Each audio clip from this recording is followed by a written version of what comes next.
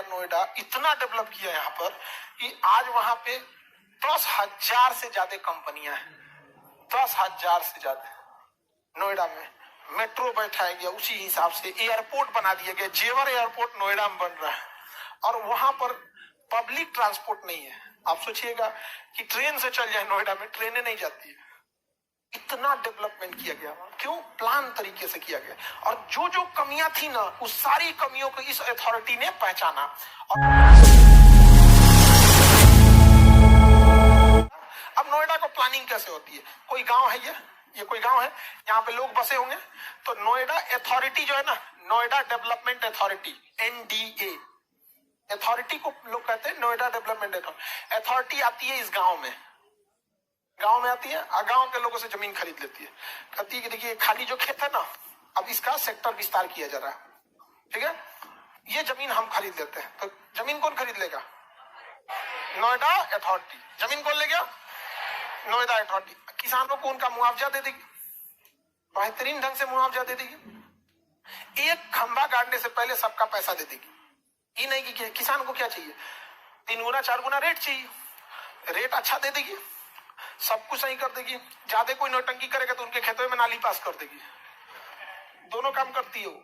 कहती है कि कानून का सहारा लेके विकास में बाधा बनिएगा तो आपकी बाधा कर देंगे। बहुत स्ट्रिक्टली काम करती है। ज्यादा टांग लड़ाइएगा ना तो व्यवस्था कर देती है। आप गटर का डंपिंग सेंटर डोल देगी वहीं पे। जब गांव खरीद ली, ये पूरा गांव किसका हो गया? नोएडा का, नोएडा अथॉरिटी का। किसका हो गया? नोएडा अथॉरिटी का।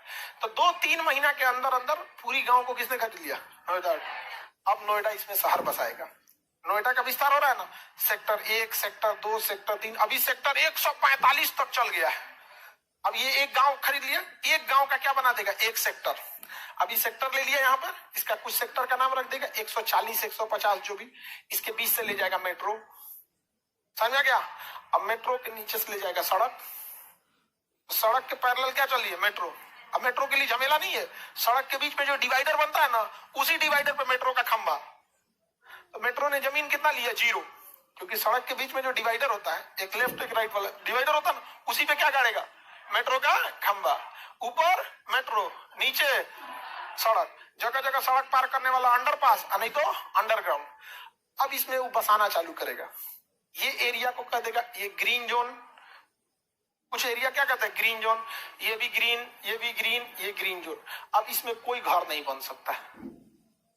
ग्रीन जोन, चाहे कितना बड़का आदमी है, आप घर नहीं बना सकते। बना दिए तो बम लगा के उड़ा देगा। अभी उड़ा था वो दिल्ली में उड़ा दिया था कि नहीं उड़ा दिया?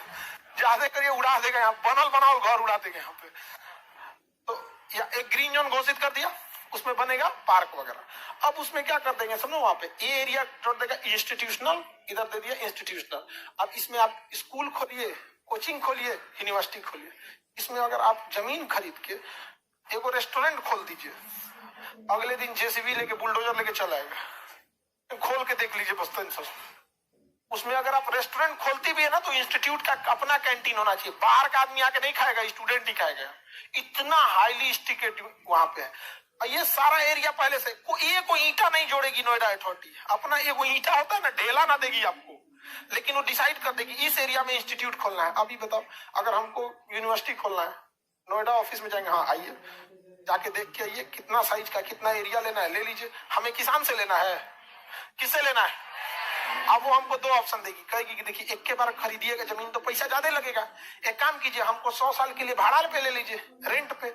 अब आप सोचिए, आप पटना में आए हैं पढ़ने के लिए, अगर जमीन हॉस्टलवा खरीद के रहना पड़ता तो कभी नहीं आ पाते।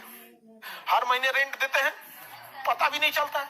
तो अथॉरिटी कहती है कि काहे लिए खरीदिएगा, एक काम कीजिए 99 साल का लीज करा लीजिए, चलाते रहिए, आपका उधर से इनकम भी आएगा, किराया भी देती रहिए, फर्स्ट क्लास। कोई केस मुकदमा होगा जमीन पे? जमीन हम आदमी से खरीदे हैं, किससे? अब इसी में वो क्या करेगा, कुछ एरिया घोषित कर देगा आपका कमर्शियल एरिया। अब वो कमर्शियल एरिया में आप जिम खोलिए, रेस्टोरेंट खोलिए, कुछ भी खोलिए, कोई मतलब नहीं है।